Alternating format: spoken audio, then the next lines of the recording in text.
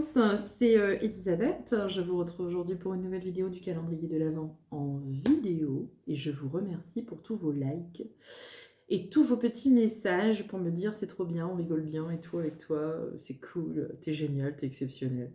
Merci, merci beaucoup. Mon ego fait la roue depuis, depuis le début de ce petit calendrier de l'Avent.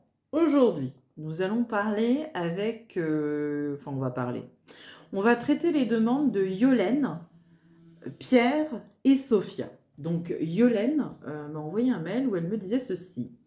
Je suis enceinte. Félicitations Yolène. Bravo. On est tous avec toi. Je suis enceinte depuis quelques mois de mon deuxième enfant, ok. Et lorsque je suis enceinte, je suis témoin de manifestations. Je vois des entités, toujours pendant mes phases d'endormissement ou de sommeil. J'ai récemment vu un chat me regarder en montant mon escalier tranquillement. Pendant ma première grossesse, j'ai passé dans la lumière une petite fille, malgré moi.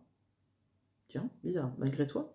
Et deux autres personnes, sans que j'en ai réellement compris qu'est-ce qui se passait. Avec un accompagnement de guide ou pas, je sais pas, ça dépend. Je sais pas, j'ai du mal à comprendre. Ok. Par conséquent, ta question était la suivante, Yolène. Je me demandais si le fait d'être enceinte ouvrait des canaux. Alors, déjà, on va essayer de comprendre, parce que ton mail est un petit peu parti dans tous les sens. Donc, tu m'expliques que quand tu es enceinte, tu as des perceptions qui s'ouvrent. Donc là, je te dirais que peut-être, je ne sais pas, je ne te connais pas, mais peut-être que tu es particulièrement épanouie quand tu es enceinte. C'est-à-dire que comme tout est énergie, tout est vibration et tout est plaisir, parce que le taux vibratoire, c'est le plaisir.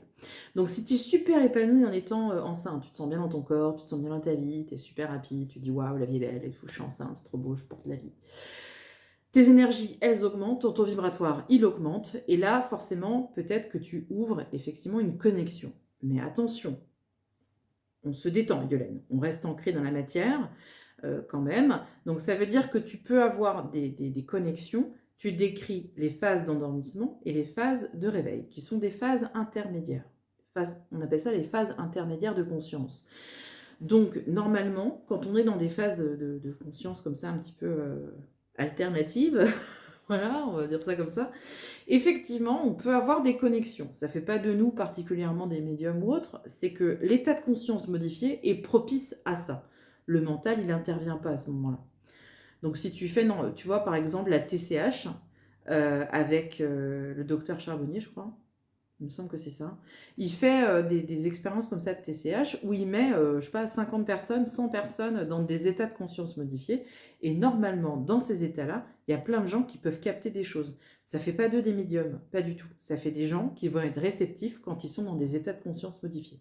Tu vois la différence ? Je pense que c'est clair. Donc par contre, là où tu me dis, j'ai fait un passage dans la lumière d'une petite fille malgré moi. Alors attention, parce que le passage d'âme, c'est vraiment quelque chose où tu ne peux pas le faire malgré toi, en fait. Le passage d'âme, c'est vraiment très particulier. C'est-à-dire qu'il faut avoir une médiumnité complète, il faut parler avec l'entité, tu la vois, tu la sens, tu la ressens, tu dois tisser un lien avec elle pour réussir à la convaincre de partir. Enfin, toi, c'est un gros travail. D'ailleurs, on parlera certainement passage d'âme dans une autre vidéo, parce qu'il y a d'autres personnes qui m'ont posé des questions. Donc, si tu me disais la question qui était la suivante à la base, parce que je suis partie loin, mais je reviens, tu me disais, est-ce que le fait d'être enceinte ouvre des canaux ?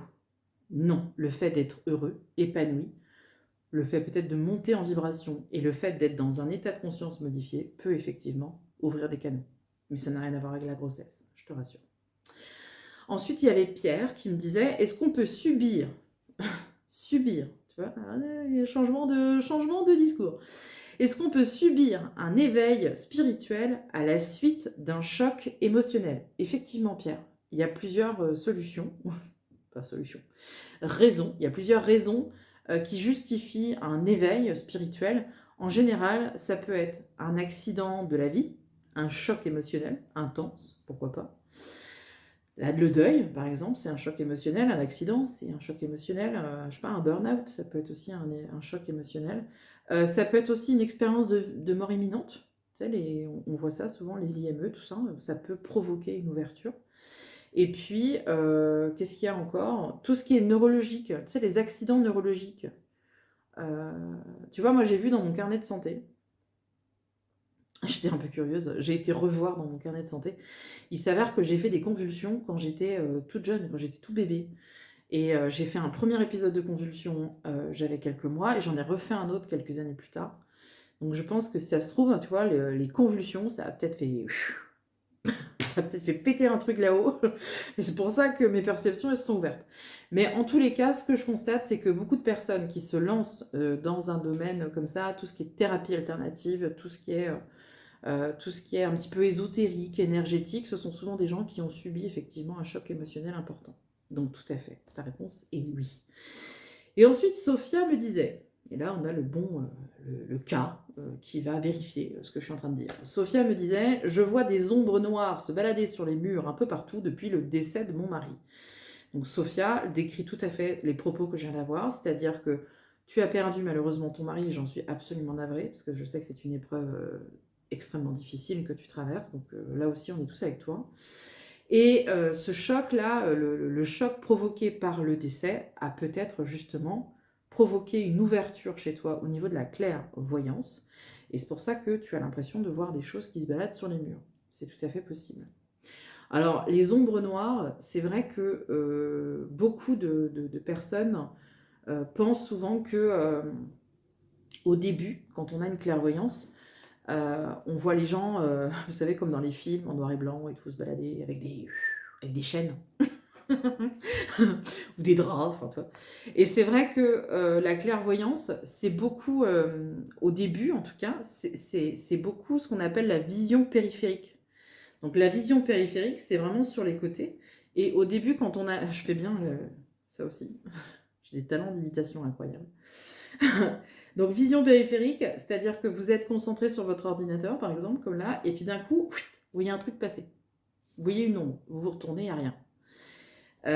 Ou alors vous êtes concentré sur quelque chose et vous avez l'impression de voir quelque chose passer très très vite. Ça, c'est souvent de cette manière-là que se matérialise la vision périphérique au début. La clairaudience, pardon, au début. Donc si tu vois des ombres comme ça filer sur les murs, c'est peut-être justement une ouverture liée au drame que tu as vécu et possiblement une clairvoyance qui est en train de se développer. Et plus ça va, et plus la clairvoyance devient beaucoup plus précise et en face de toi. Voilà. J'espère que j'ai répondu à vos questions. Hein. Tout le monde est en train de se dire, punaise, un jour j'ai vu un truc passer, si ça se trouve, ça y est, je suis médium. Non, non, non. Après, il faut aussi être sûr qu'il n'y ait pas une anomalie. Peut-être même consulter, aller voir un ophtalmo si tu réussis à avoir un rendez-vous avant 3 ans, parce que les délais, c'est ça aujourd'hui. Mais et il faut démystifier autour. Hein. Toutes les personnes qui voient des choses sur les côtés ne sont pas forcément médiums. Mais là, compte tenu du discours de Sophia, je pense qu'il y a peut-être effectivement une ouverture. Voilà, voilà. Eh bien, écoutez, je vous remercie de m'avoir regardé et je vous retrouve demain pour le petit calendrier de l'Avent en vidéo. Salut!